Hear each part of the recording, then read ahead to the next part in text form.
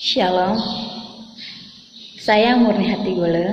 Sekarang saya sedang melanjutkan studi di STTM Nias Barat, Prodi Pak semester 2 dengan NIM 08022294. Saat ini saya ingin memaparkan materi tentang Teologi Sistematika 1. Dalam Teologi Sistematika 1 ini kita membahas poin penting. Ada 2 poin penting. Pertama, teologi proper, dan kedua, teologi biblika. Dan sebelum kita masuk pada pembahasan, terlebih dulu kita harus mengetahui, mengenal, dan memahami apa yang dimaksud dengan teologi sistematika. Teologi sistematika ini kita bagi menjadi 2 kata. Pertama, teologi, dan kedua, sistematika. Teologi. Istilah teologi berasal dari 2 kata Yunani, theos dan logos. Theos artinya Allah, logos artinya uraian, percakapan, dan ilmu. Jadi, secara sederhana, teologi adalah ilmu tentang Allah atau percakapan tentang Allah. Sedangkan sistematika berasal dari kata systematikos, yang artinya penempatan secara teratur atau penyusunan secara tepat.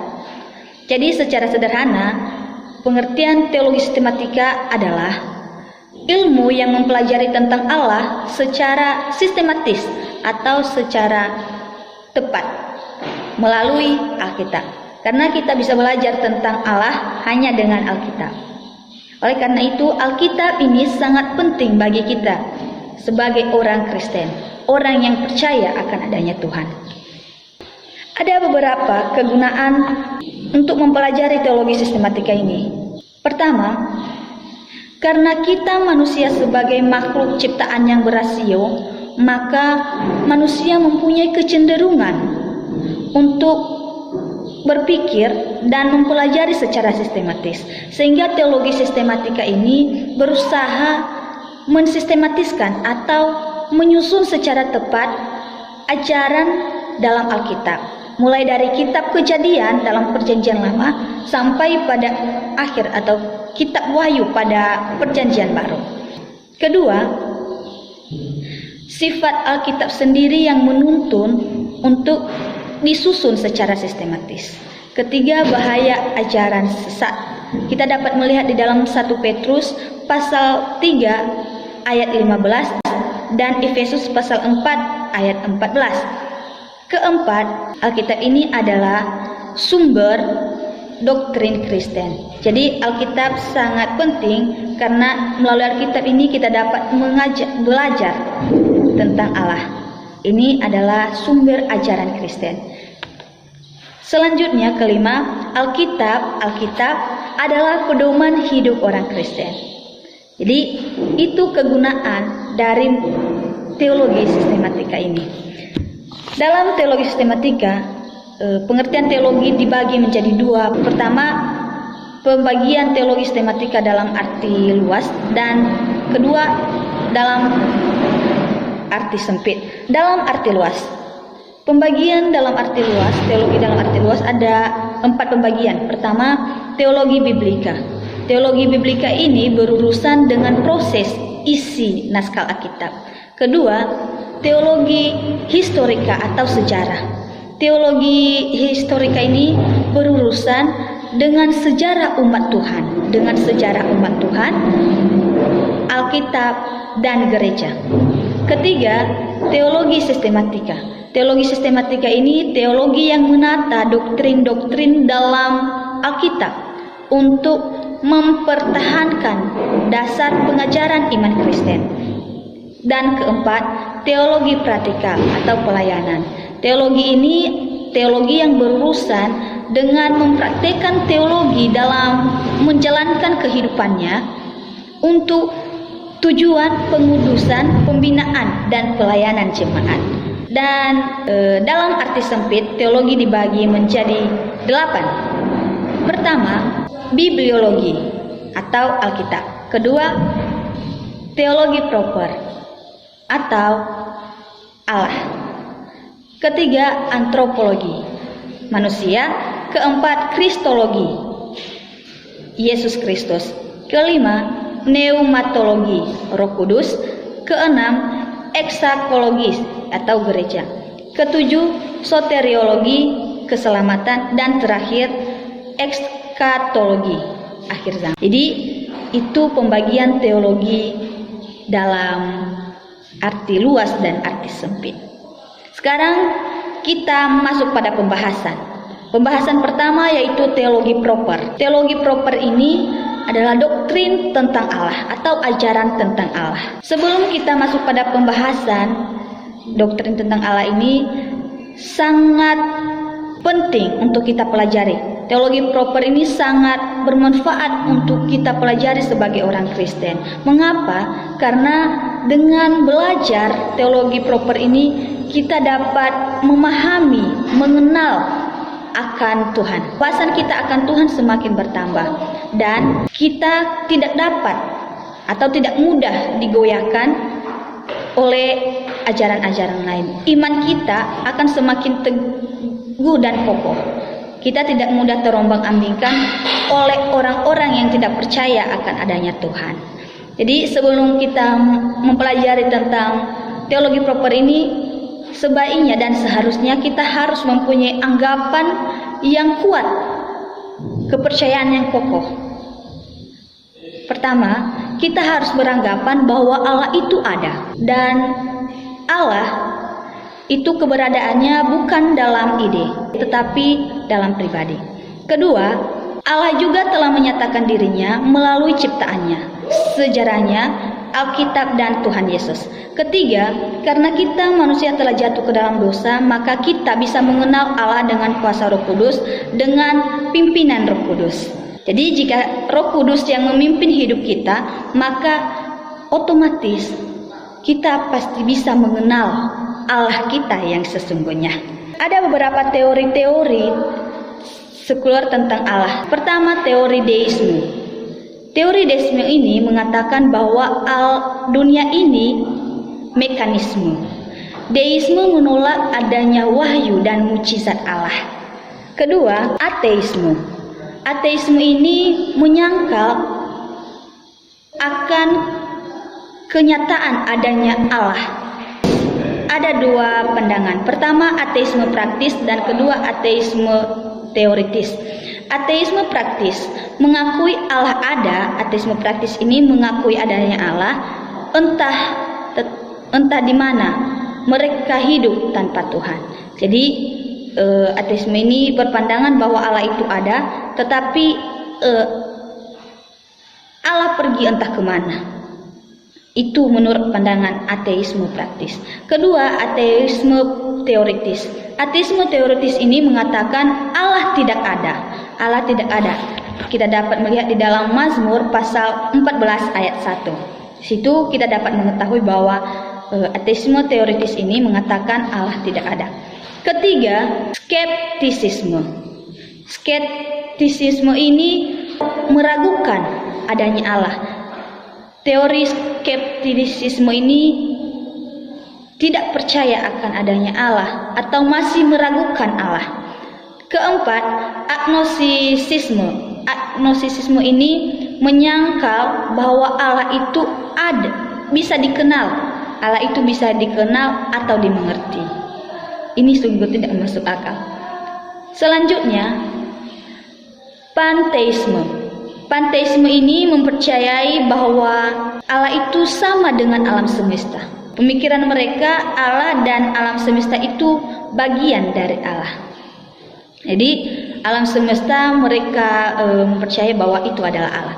Selanjutnya, politeisme. Politeisme ini mengakui banyak Allah yang harus disembah. Mereka tidak menyembah Tuhan, tapi mereka menyembah kekuatan alam atau benda-benda seperti pohon, api, batu, dan sebagainya. Selanjutnya, monoteisme. Monoteisme mengatakan bahwa atau mengakui satu Allah. Selanjutnya, kita membahas tentang penyataan Allah. Allah telah menyatakan dirinya. Mungkin kita bertanya, bagaimana cara kita mengenal Allah? Bagaimana cara kita mengenal Allah? Pertama, kita dapat mengenal Allah melalui wahyu umum dan wahyu khusus.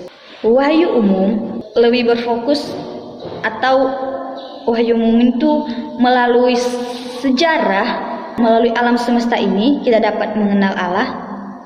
dan semua yang ada di alam semesta. Dan kedua, melalui wahyu khusus. Wahyu khusus ini Allah menyatakan dirinya secara khusus untuk dikenal dan dipercaya melalui Alkitab dan pribadi Yesus Kristus. Jadi Alkitab ini sangat penting dan sangat berguna bagi kita orang Kristen, karena melalui Alkitab ini kita dapat mengenal siapa Yesus Kristus yang sebenarnya. Selanjutnya kita membahas tentang nama-nama Allah. Nama Allah tidak diberikan oleh manusia, tetapi Allah sendirilah yang menyatakan dirinya kepada manusia untuk dikenal, sehingga manusia dapat mengenal Allah. Nama Allah dalam Perjanjian Lama dikenal sebagai YHWH. YHWH ini adalah Yahweh. Musa adalah manusia yang pertama atau orang yang pertama yang mengenal nama pribadi Allah. Kepada Musa, Tuhan telah menyatakan dirinya sebagai Yahweh. Yahweh dalam di sini artinya aku adalah aku. Kita dapat melihat di dalam Keluaran pasal 3 ayat 14. Selanjutnya, nama YHWH ini menjadi nama yang sakral atau agung. Hukum yang terdapat dalam Imamat pasal 24 ayat 16 sangat ditakuti oleh bangsa Israel ketika membaca Alkitab orang Yahudi, sehingga mereka menggantinya.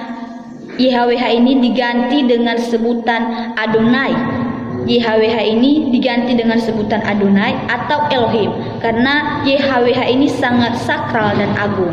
Jadi mereka mengganti dengan Adonai atau Elohim. Selanjutnya, di sini kita membahas tentang Tritunggal Allah. Mungkin kita bertanya, Tritunggal Allah, bukannya Allah itu Esa, terus kenapa ada ketritunggalan? Jadi dalam keesaan Allah terdapat kejamakan. Kita dapat juga melihat di dalam Kejadian pasal 1 ayat 26, di situ menggunakan kata kita. Otomatis di situ juga ada kejamakan dalam pribadi Allah. Jadi Allah itu Esa dan tiga pribadi. Pertama Allah Bapa, Anak dan Roh Kudus. Bapa bukan anak, anak bukan Roh Kudus, dan seterusnya. Bapa adalah Allah, Anak adalah Allah, dan Roh Kudus adalah Allah. Jadi tiga pribadi dan satu esensi. Itu adalah Allah. Allah Bapa tugasnya atau yang kita kenal Allah Bapa itu adalah pencipta langit dan bumi beserta isinya. Sedangkan Allah Anak adalah penebus dan penyelamat hidup kita atau juru selamat kita. Sehingga saat ini kita telah ditebus dan telah dimerdekakan oleh Kristus. Ketiga, Allah Roh Kudus. Allah Roh Kudus itu bertugas atau sebagai penginsafan akan dosa, sehingga kita tidak terus-terus di dalam dosa. Selanjutnya kita akan membahas tentang teologi bibliologi. Kita masuk pada pembahasan kedua, yaitu teologi bibliologi. Teologi bibliologi berbicara tentang Alkitab. Kita awali dengan pertanyaan, apakah Alkitab adalah firman Tuhan? Ya, jawabannya pasti ya. Alkitab adalah firman Tuhan. Terus kita bertanya lagi, bagaimana dengan perkataan iblis di dalamnya? Bagaimana dengan perkataan iblis di dalamnya? Jadi pertama-tama yang harus kita pahami, kita harus memahami apa tujuan dari pembuatan Alkitab ini. Alkitab tidak pernah salah dan tidak mungkin salah, karena Alkitab adalah firman Allah. Jika di dalam Alkitab hanya terdapat perkataan Tuhan saja, maka kita tidak bisa mengetahui mengapa kita bisa jatuh dalam dosa. Kalau seandainya di dalam Alkitab hanya terdapat perkataan Tuhan, maka kita tidak bisa mengetahui kenapa kita saat ini disebut sebagai manusia berdosa. Kenapa Tuhan datang dan menebus hidup kita. Selanjutnya, kita juga tidak bisa mengetahui kalau seandainya dalam Alkitab hanya terdapat perkataan Tuhan, kita tidak dapat mengetahui yang namanya Allah itu adil dan Allah itu pengasih.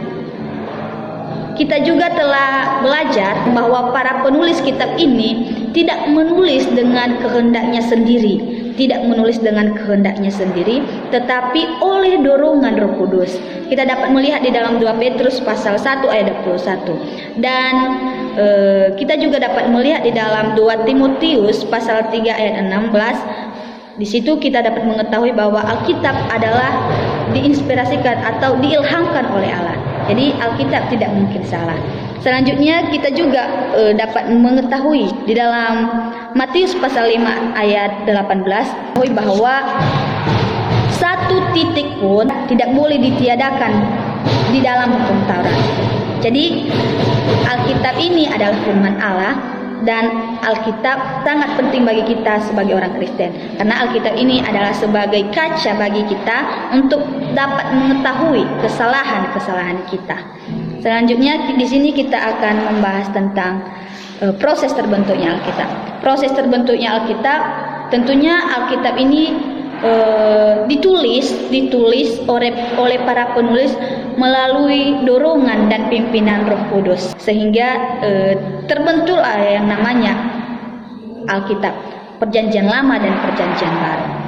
Penulisan Alkitab membutuhkan waktu sekitar 1.500 tahun sampai 1.800 tahun. Jadi proses penulisan Alkitab ini tidak mudah atau tidak cepat. Proses penulisan Alkitab ini membutuhkan waktu yang sangat lama. Untuk itu kita sebagai orang Kristen harus rajin-rajin untuk membaca Alkitab. Inti dari atau kesimpulan dari teologi sistematika ini adalah mengajarkan kita untuk mengenal Allah yang sesungguhnya. Kita dapat mengenal Allah melalui Alkitab. Jadi Alkitab sangat penting untuk kita. Demikian saja yang bisa saya paparkan. Semoga menambah wawasan kita semua. Sekian dari terima kasih. Shalom.